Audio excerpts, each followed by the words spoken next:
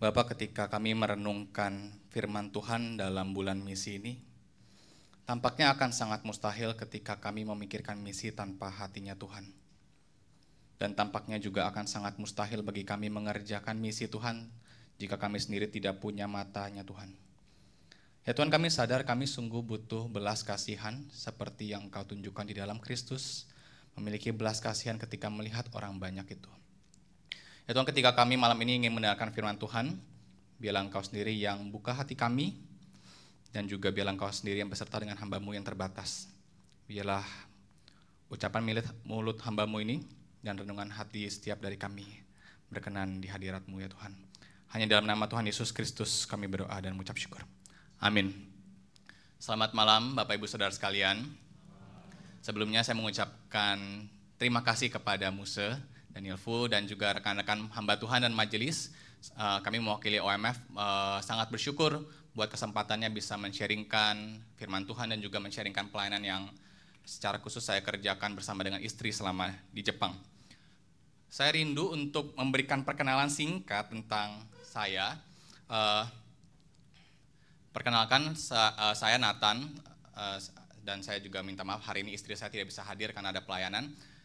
Jadi saya setelah lulus dari S1 teknik perminyakan, lalu saya bekerja di industri, lalu Tuhan tangkap saya, lalu masuk ke saat di situ diproses Tuhan untuk lebih lagi mengenal panggilan Tuhan, dan sedikit demi sedikit Tuhan akhirnya berikan sebuah kerinduan yang dalam untuk memikirkan bagaimana panggilan kita sebagai orang-orang Kristen untuk menjangkau orang-orang yang belum percaya. Awalnya saya memikirkan untuk menjangkau Cungkuo, tetapi Tuhan perlahan-lahan geser sehingga saya akhirnya melayani bersama istri di Jepang. Dan saat ini saya bersama istri melayani di sebuah lembaga misi OMF. Ada yang pernah dengar Bapak Ibu Saudara OMF? Mungkin sebagian besar pernah ya. Singkatnya, OMF adalah salah satu lembaga misi terbesar dan tertua di dunia yang saat ini sudah berumur 158 tahun. Jika mendengar misionaris Hudson Taylor pasti sangat familiar ya.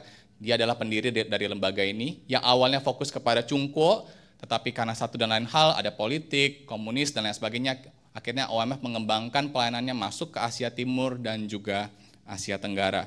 Dan saat ini saya dengan istri sedang mempersiapkan pelayanan untuk kembali ke Jepang tahun depan. Nah, hari ini saya akan membagi dua, yaitu perenungan firman Tuhan di awal, lalu selanjutnya saya akan membawa Bapak Ibu Saudara untuk melihat bagaimana pelayanan dan realita selama di Jepang. Nah, untuk menemani perenungan kita pada malam hari ini, saya mengajak Bapak Ibu Saudara untuk merenungkan satu pertanyaan yang menjadi penuntun kita, yaitu apa natur dan identitas gereja di tengah dunia. Apa natur dan identitas gereja di tengah dunia. Hari ini saya diberikan sebuah tema yaitu Pray for Missionaries, dan mari kita sama-sama membuka firman Tuhan dari 2 Tesalonika 3 ayat 1 sampai 2.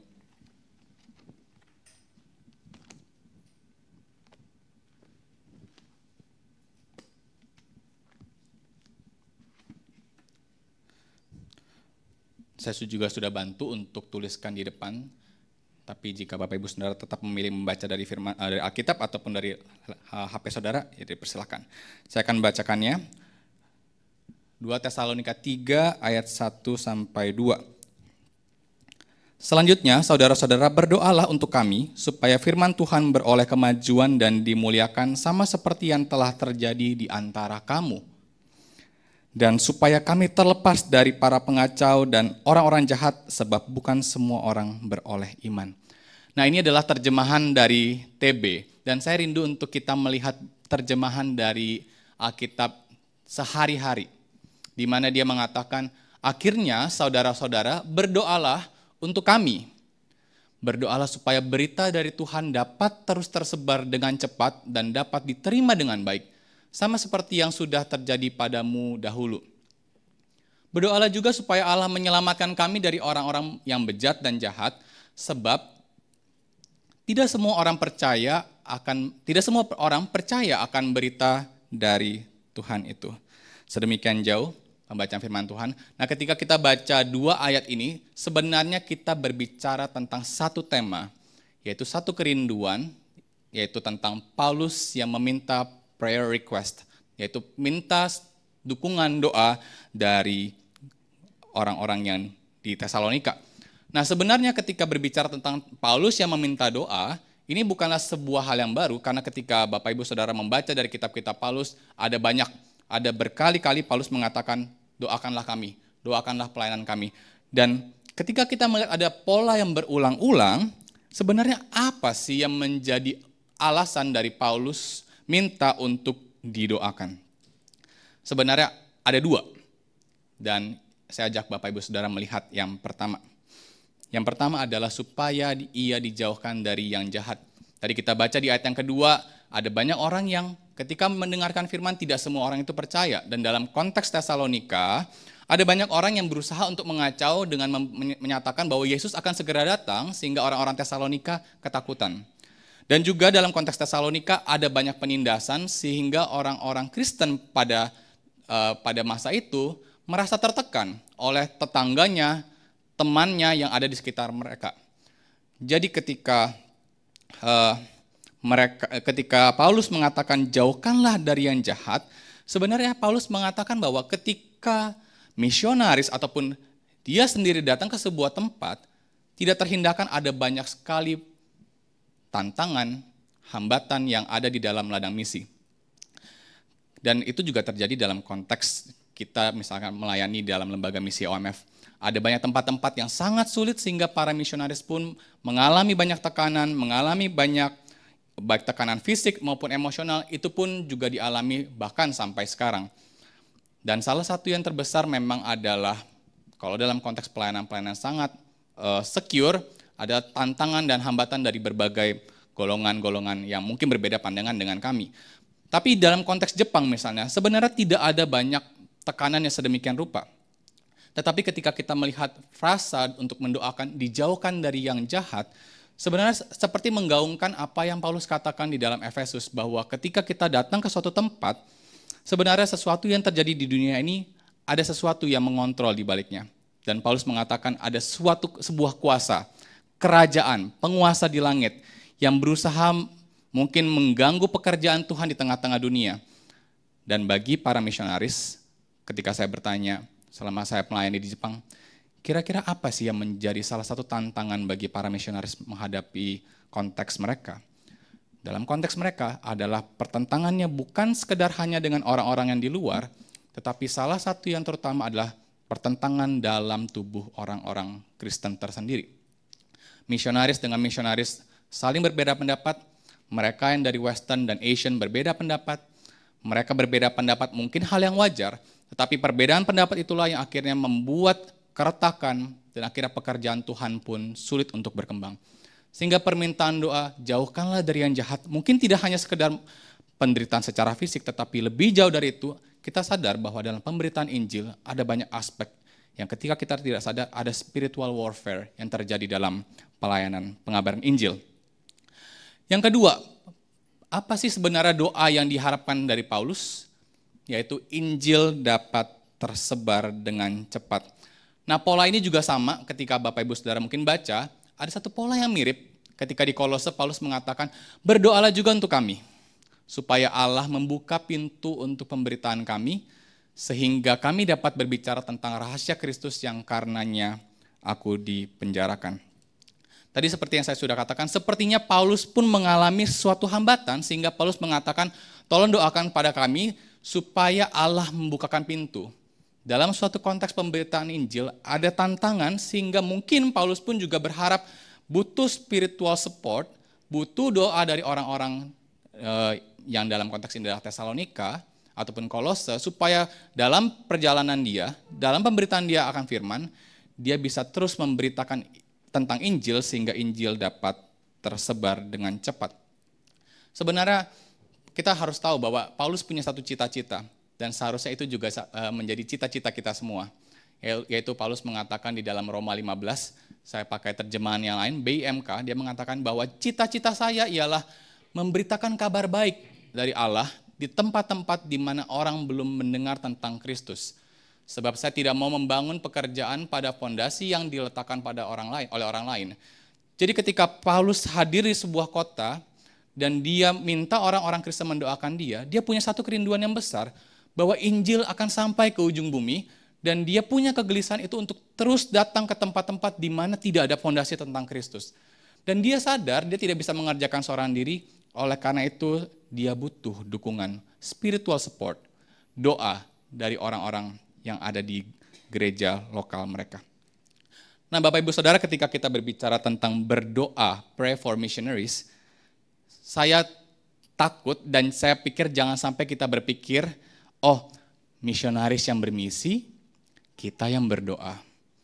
Tapi jujur, dalam pelayanan kami di OMF, ketika kami berkeliling dari satu gereja ke gereja yang lain, dan satu lembaga Kristen ke lembaga Kristen yang lain, kami mendapati ada sebuah segmentasi dan dikotomi.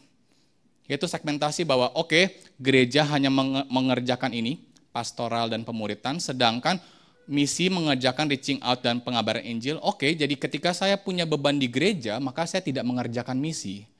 Jadi ada sebuah segmentasi, dikotomi bahwa fokusku hanya gereja, fokusku melayani orang-orang di dalam gereja, jadi aku bukan seorang misionaris, memang, dan oleh karena itu aku tidak melakukan reaching out karena saya fokus untuk melayani mereka di dalam gereja. Saya fokus untuk melakukan pastoral dan pemuritan kepada teman-teman pemudaku kah, remajaku kah.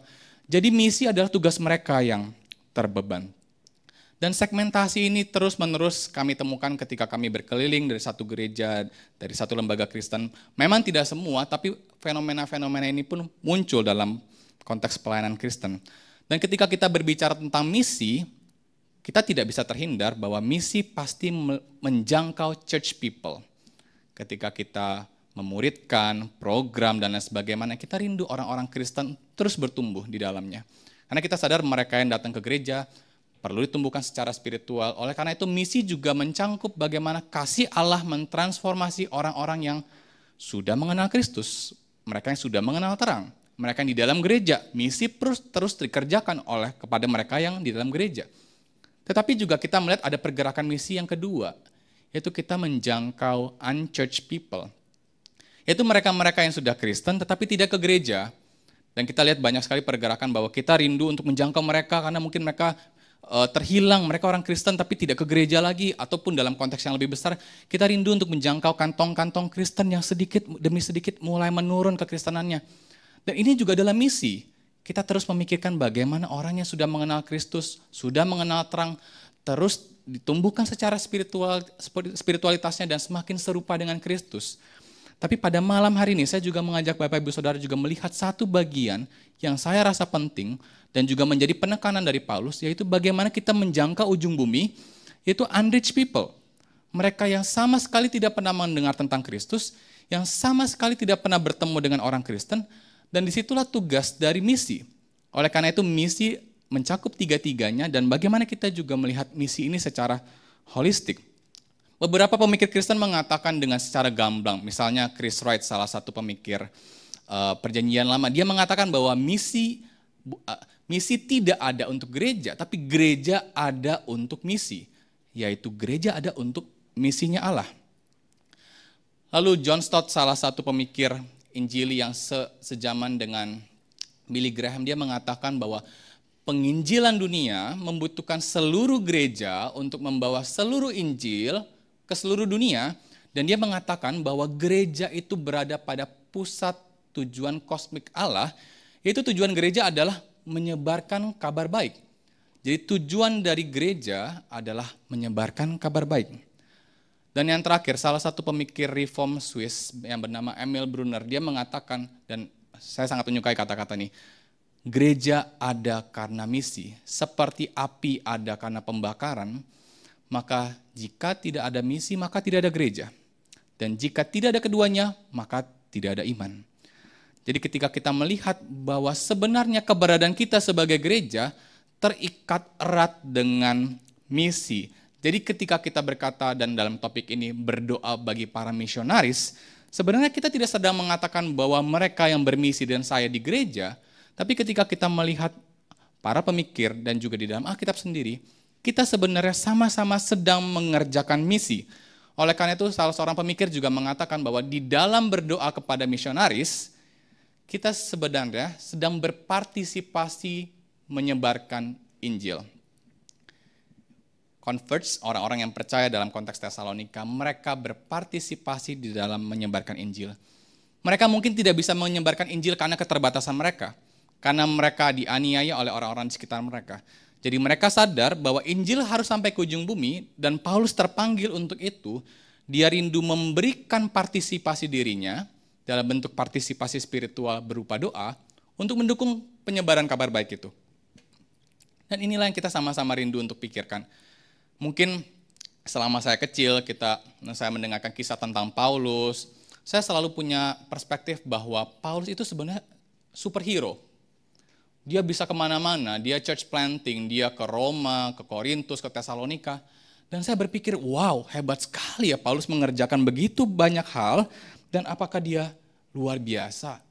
Ya pasti luar biasa, tapi ketika saya merenungkan firman Tuhan, sebenarnya Paulus ataupun para misionaris bukanlah superhero. This is not Paul's missions. Ini bukanlah misinya Paulus, tetapi sebenarnya ini adalah misinya gereja. Oleh karena itu Paulus selalu melibatkan diri bersama dengan gereja untuk berpartisipasi di dalam misi. Misalnya Paulus mengatakan kepada jemaat di Roma, nanti kalau saya lewat dalam perjalanan ke Spanyol, saya mau mampir ke tempatmu di Roma untuk bergembira sebentar dengan kalian. Sesudah itu, saya harap kalian dapat membantu saya untuk perjalanan saya ke Spanyol. Paulus rindu untuk menjangkau satu tempat yang tidak pernah terjangkau Injil di Spanyol. Dan dia rindu dia tidak mengerjakan sendirian, tapi dia mengajak jemaat di Roma, sebisa mungkin ayo pergi bersama-sama dengan dia, menjangkau tempat yang belum terjangkau Injil. Dan kepada jemaat di Korintus misalnya, jemaat yang sangat luar biasa, selagi dicobai dengan berat, dengan penderitaan, tapi mereka sukacitanya meluap. Mereka sangat miskin, mereka meskipun sangat miskin, tapi mereka kaya dalam kemurahan. Mengapa? Karena mereka telah memberikan menurut kemampuan mereka. Bahkan melampaui kemampuan mereka. Mereka yang miskin justru berpartisipasi di dalam pekerjaan Paulus.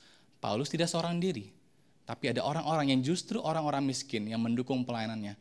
Dan kepada konteks di Tesalonika, dia berkata, berdoalah untuk kami. Berdoalah supaya firman Tuhan beroleh kemajuan dan dimuliakan. Inilah Bapak Ibu Saudara yang saya ingin sama-sama kita renungkan. Dan ketika kita berbicara tentang identitas, natur, bahwa sebenarnya church identity is missions. Dan kita sebenarnya adalah misionaris. Mungkin sebagian orang berpikir, oh misionaris adalah orang yang pergi ke sana, misionaris adalah mereka yang mengabdikan dirinya. Ya memang sebagian orang berpikir misionaris ada sebuah pekerjaan. Tapi saya rindu kita sama-sama memikirkan bahwa misionaris bukan sekedar pekerjaan, tapi misionaris adalah sebuah identity. Mengapa? Karena kita diberikan satu mandat yang sama, menyatakan kasih dan keselamatan Kristus kepada seluruh orang di segala tempat, segala zaman. Berarti kita yang diberikan mandat tersebut, kita juga adalah seorang misionaris. Meskipun kita dalam konteks yang berbeda-beda. Ada yang bekerja di dunia pekerjaan, ya lakukanlah sebagai businessman tetapi dengan jiwa missional business. Ada seorang hamba Tuhan di gereja, tetapi tetap mengerjakan misi, menjadi seorang missional pastor. Dan semua kegiatan gerejawi kita mengarah kepada satu mindset misional, mengerjakan misional ministry. Sehingga kita sebagai orang Kristen, sebagai orang-orang yang dipanggil menjadi pengikut Kristus, mengerjakan satu hal, kita hidup living missionally. Dalam setiap hal yang kita kerjakan, DNA misi itu tidak hilang.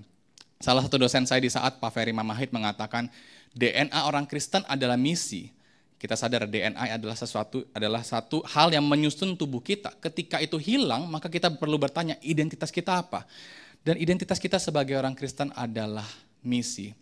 Dan hari ini saya rindu Bapak Ibu Saudara untuk sama-sama memikirkan bagaimana kita bisa berdoa bagi para misionaris. Dan saya rindu kita juga sama-sama memikirkan dan berdoa bagi satu konteks yang mungkin selama ini tidak pernah dipandang sebagai satu tempat misi, yaitu Jepang.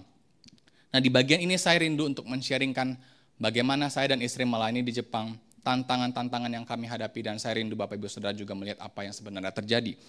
Ketika berbicara tentang Jepang, mungkin yang digambaran Bapak Ibu adalah kota-kota seperti ini, Hokkaido, Osaka, Kyoto, Tokyo, kota-kota besar yang menjadi tempat wisata. Tapi tempat di mana saya dan istri melayani berada di provinsi yang berwarna kuning, tepat di ujung utara Pulau Honshu, yaitu di kota Aomori. Jadi ketika kami melayani di kota tersebut, kami merasakan cuaca yang sangat ekstrim. Di depan gereja kami sangat dingin dan kami harus menggali es sedemikian rupa, memindahkan setiap hari, dan itu sangat-sangat melelahkan. Tapi sebenarnya bukan ini yang kami ingin rindu bagikan. saya ingin rindu bagikan tentang realita. Tapi sebelum memberikan pemaparan tentang realita, saya ingin kembali bertanya kepada Bapak Ibu. Memberikan perenungan di awal, yaitu apa stigma dan perspektif tentang misi yang melekat dalam pikiran kita. Apa stigma dan perspektif tentang misi yang melekat dalam pikiran kita. Ketika saya men-sharingkan bersama dengan istri kerinduan kami untuk menjangkau Jepang, kami berhadapan dengan stigma-stigma dari orang-orang di sekitar kami. Dan stigma yang paling umum adalah misi berarti pergi ke pedalaman. Misi berarti pergi ke dunia ketiga. Dan dalam konteks Indonesia mungkin misalnya Papua, daerah sebelah timur, dan dalam konteks global misalnya Afrika, dunia ketiga, ataupun tempat-tempat yang sangat sulit seperti Arab, Cungko.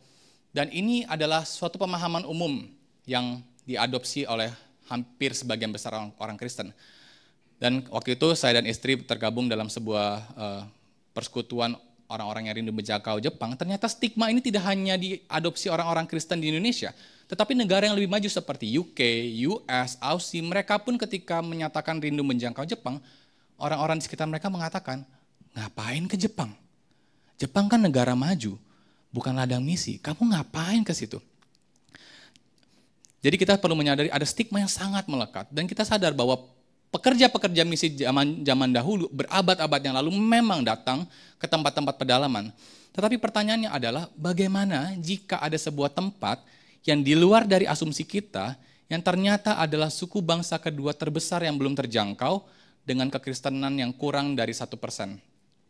Nah, definisi tidak terjangkau, belum terjangkau adalah jika tempat tersebut tidak mempunyai resource untuk mengembangkan kekristenan, memuridkan, melakukan penginjilan tanpa bantuan dari negara lain ataupun suku bangsa dari luar. Dan Jepang termasuk salah satunya. Suatu suku bangsa yang mungkin selama ini terabaikan karena kita pikir sebuah tempat untuk wisata, tapi sebenarnya adalah tempat yang sama sekali belum pernah mendengar tentang Injil. Inilah yang saya rindu untuk bagikan perjalanan di Jepang, realita, pelayanan, dan kisah-kisah yang kami temui. Selama kami di Jepang ada satu terminologi yang sangat melekat bagi orang Jepang, yaitu 1% wall Christian, tembok kekristenan 1%. Maksudnya apa? Sudah bertahun-tahun, puluhan tahun kekristenan di Jepang tidak pernah lebih dari 1%. Foto ini diambil ketika malam Natal tahun lalu, di tempat kami melayani di satu gereja rintisan misionaris OMF yang sudah 40 tahun melayani di Jepang. Dan di gereja tersebut kami menjangkau orang lokal, khotbah semua dalam bahasa lokal, puji-pujian dalam bahasa lokal. Dan dalam kegiatan kami sehari-hari kami mengerjakan penjangkauan berupa kelas bahasa Inggris. Jadi foto yang Bapak Ibu Saudara lihat ini adalah anak-anak kelas bahasa Inggris yang mendramakan kisah Natal dalam bahasa Inggris dan Jepang. Ketika mereka mendramakan, orang tuanya hadir dan salah satu orang tua berkata, ini pertama kali dalam seumur hidup aku mendengar kisah tentang Injil. Dan umurnya 50 tahun. Dan tidak ada komunitas Kristen. Ketika kami berbicara dengan guru kami bahasa Jepang, sensei ini mengatakan bahwa di kampung halamanku, di Kyushu, daerah selatan, tidak ada orang Kristen sama sekali. Orang tuanya tidak pernah ketemu, dia tidak pernah ketemu. Dan pertama kali aku bertemu dengan orang Kristen adalah di Aomori, dan di mana aku mulai ke gereja 2 tahun yang lalu. Umur dia 45. Jadi bisa dibayangkan, banyak orang yang mengasumsikan bahwa Injil sudah sampai ke ujung bumi karena globalisasi dan perkembangan teknologi. Ternyata di negara yang paling maju teknologinya, banyak orang yang sama sekali belum pernah mendengar tentang Injil. Ini populasinya orang Kristen 0,4, 0,25, ini adalah wilayah pelayanan OMF. Dan kalaupun ada gereja, gereja disebut gereja yang hampir mati. Karena rata-rata jemaatnya 20-40, tidak banyak anak muda, tidak ada hamba Tuhan penerus, dan resource kekristenannya terbatas. Jadi kalau orang Jepang ngelihat Bapak Ibu Saudara di sini, di GKY PIK, mereka akan bilang, wow, this is mega church. Benar-benar mega church. Karena buat mereka, gereja hanya 20-40, umurnya 60 sebagian besar yang datang. Foto ini diambil di salah satu kota di Aikawa, Jepang Utara. Suami istri berumur 70 tahun dan si istri sudah meninggal karena kanker. Di umurnya yang ke-70 tahun, sang pendeta juga mengidap kanker. Jadi bisa dibayangkan ketika sang pendeta suatu saat nanti mungkin berpulang, maka dipastikan gereja ini akan mati dan tidak ada pendeta penerus. Berbeda dengan Indonesia yang banyak STT, banyak gereja pasti akan selalu bisa mendapatkan hamba Tuhan, tetapi dipastikan di Jepang ketika gereja ini mati, maka komunitas ini pun juga akan mati. Lalu ada stigma tentang agama dalam masyarakat. Foto ini adalah foto saksi Yehova yang kami ambil ketika di malam winter. Saksi Yehova terbesar di dunia ada di Jepang. Dan orang-orang Jepang tidak bisa membedakan antara mana sekte dan kekristenan karena semuanya ke gereja. Terlebih lagi ketika kita baca berita yang membunuh Shinzo Abe adalah salah seorang yang terafiliasi gereja sekte Korea. Jadi semakin menambah buruk citra kekristenan di Jepang. Dan bagi mereka agama hanya untuk orang yang sakit mental. Kita juga tahu masyarakat dan keluarga, tekanan pekerjaan tinggi, impactnya kepada kesehatan mental, bunuh diri, ada isu hikikomori. Impactnya juga akhirnya karena suami jarang pulang, suami pulang larut malam, perselingkuhan dan perceraian umum. Kami menemukan banyak sekali istri yang bercerai dalam konteks tempat kami melayani. Impactnya lagi anak-anak tidak punya figur orang tua, dan ketika tidak punya figur orang tua, ngapain menikah? Memang di satu sisi ekonomi semakin sulit, tetapi salah satu faktor yang juga melandasi adalah mereka tidak punya figur orang tua. Dan yang terakhir yang saya rindu juga kita melihat adalah Injil dan budaya. Pernahkah Bapak Ibu Saudara memikirkan hadir dalam suatu konteks yang sama sekali tidak pernah mendengar tentang kekristenan, mau mulai Injil dari mana? Mau ngomong dari mana? Kami sampaikan hidup kekal, mereka bilang ngapain hidup kekal? Hidup kekal hanya beban. Karena konsep Buddha, reinkarnasi, mereka pengen memutus hidup kekal. Ngapain aku menjadi orang Kristen? Siapa yang akan mengurus altar keluargaku? Mirip tradisi Tionghoa ya. Tapi inilah yang dihadapi dalam konteks Jepang. Nilai budaya Jepang, keselarasan dan harmoni. Buat mereka ketika kamu menjadi orang Kristen, kamu sudah tidak selaras dengan orang Jepang. Ada banyak isu teologi dan misiologi. Ketika kita katakan Allah mengasihimu, kita berpikir Allah Tritunggal, Allah yang satu, yang esa itu. Tapi dalam konteks Jepang, Allah mengasihimu, kami sama wa aisuru. Mungkin mereka pikir alam, pohon. Jadi mereka berpikir tentang alam dalam konteks Shinto. Oleh karena itu kita perlu memahami dan studi-studi riset interdisipliner penting banget untuk memahami realita yang ada di Jepang. Nah inilah beragam realita yang kami hadapi dan kami akan sharingkan tentang pelayanan. Nah secara singkat pelayanan dibagi jadi dua, penjangkauan gereja dan penjangkauan pribadi.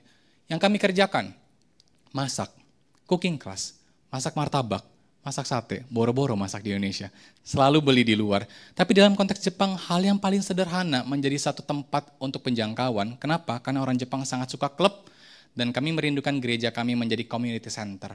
Tetapi di setiap klub yang ada di dalam gereja, kami selalu memberikan Bible talk, sharing firman Tuhan.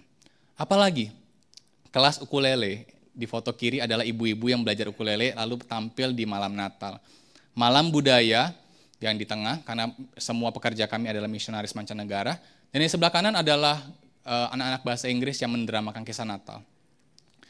Lalu English Cafe, kami menjangkau anak-anak muda bercakap-cakap dalam bahasa Inggris, bertanya tentang what's the meaning of life, the purpose of life, tujuan kehidupan, makna pernikahan, dan disinilah kita berbincang-bincang tentang nilai-nilai kekristenan kepada mereka.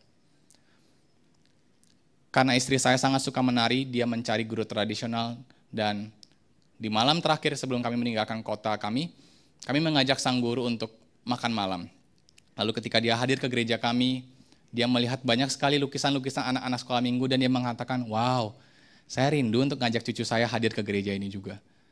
Hanya sesimpel berelasi, lalu siapa yang menyangka dia rindu mengajak cucunya untuk hadir ke gereja. Lalu saya melakukan penjangkauan lewat main bola, mengajar gitar, lalu berelasi dengan petani apel yang tampaknya sederhana, tetapi di dalam relasi itu kami rindu mereka bisa melihat Kristus dalam pelayanan kami.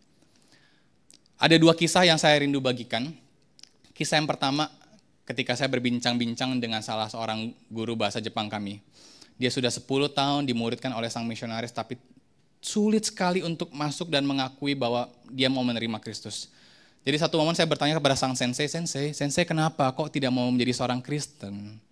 Lalu sang sensei mengatakan seperti ini, aku tidak mau menjadi Kristen karena tidak mungkin kita membalas hadiah terbesar Tuhan bagi manusia. Hadiah terbesar Tuhan bagi manusia maksudnya Kristus yang hadir memberikan keselamatan.